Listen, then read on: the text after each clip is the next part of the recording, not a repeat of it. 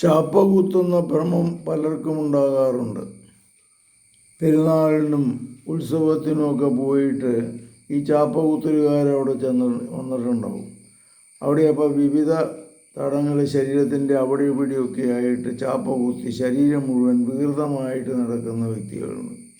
അത് കുത്തിക്കഴിഞ്ഞ് എളുപ്പം അത് പോവുകയില്ല.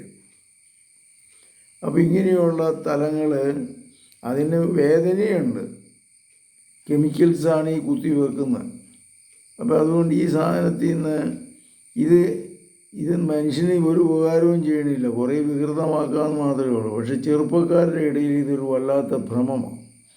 അതിന് നല്ല പൈസയും മേടിക്കുന്നുണ്ട്. അതുകൊണ്ട് സഹോദരങ്ങളെ, ഈ ഭ്രമത്തിൽ നിന്ന് മോചനം നേടാനായിട്ട് ശ്രമിക്കണം. നന്മ ചെയ്യുവാനും ദൈവം നമുക്ക് തന്നേക്കണ ശരീരത്തെ അതായിരിക്കുന്ന വിധത്തിൽ ഭംഗിയായിട്ട് സൂക്ഷിക്കുന്നത് നല്ലതാണ്. കർത്താവ് ഈ ഭ്രമത്തിൽ നിന്ന് ഇവരെ മോചിപ്പിക്കണമേ. ചാപ്പ കുത്തുന്ന സ്വഭാവത്തിൽ നിന്ന് കർത്താവ് നിന്നെ മോചിപ്പിക്കട്ടെ.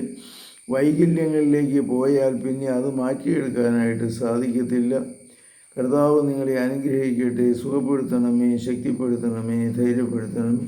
പരിശുദ്ധ പരമദിവ്യകാരുണ്യത്തിന് നേരവും ആരാധനയും സ്തുതിയും പുകഴ്ചയും ഉണ്ടായിരിക്കട്ടെ. ഈശോ മിശിഹായ്ക്കും സ്തുതിയായിരിക്കട്ടെ.